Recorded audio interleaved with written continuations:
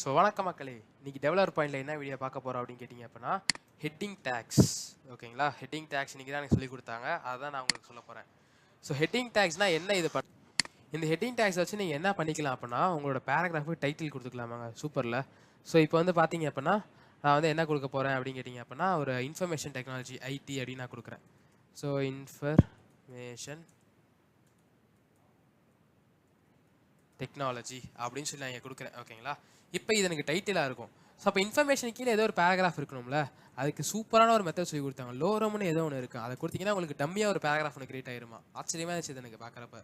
So இப்போ நீங்கள் இதை ரன் பண்ணி பார்த்தீங்க அப்படின்னா இன்ஃபர்மேஷன் டெக்னாலஜி அப்படிங்கிறது வந்து பார்த்தீங்கன்னா உங்களுக்கு ஹெட்டிங்காக இருக்குது. நான் கொடுத்துக்க அந்த லோரம் அப்படிங்கிறது பார்த்தீங்க அப்படின்னா உங்களுக்கு வந்து பேராகிராஃப் கீழே வந்துருச்சுங்க.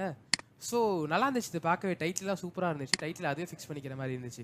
அப்போ இது மட்டும் தான் இருக்கா அப்படின்னு கேட்டால் இன்னும் ஆச்சரியமான விஷயம் ஒன்று சொன்னாங்க. என்ன அப்படின்னா இது மாதிரி இன்னும் 6 இருக்கான். ஸோ நம்ம ஒன்று ஒன்றா பார்க்கலாம். இங்கே பாருங்கள். ஸோ H1 அடுத்து வந்து அப்படியே காப்பி பண்ணி போட்டுக்கிறேன். 2 3 4 5 6 இந்த ஒன்றுங்கிற வேலையை மட்டும் நம்ம மாற்றிக்கிட்டே போகணும். 3 4 5 and 6 இந்த சைடை வந்து சேஞ்சஸ் பண்ணணும்.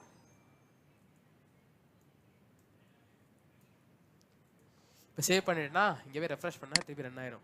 ஸோ பார்த்தீங்களா, எல்லாமே போல்டாக தான் இருக்குது, அதனால் எல்லாமே ஹெட்டிங் தான்.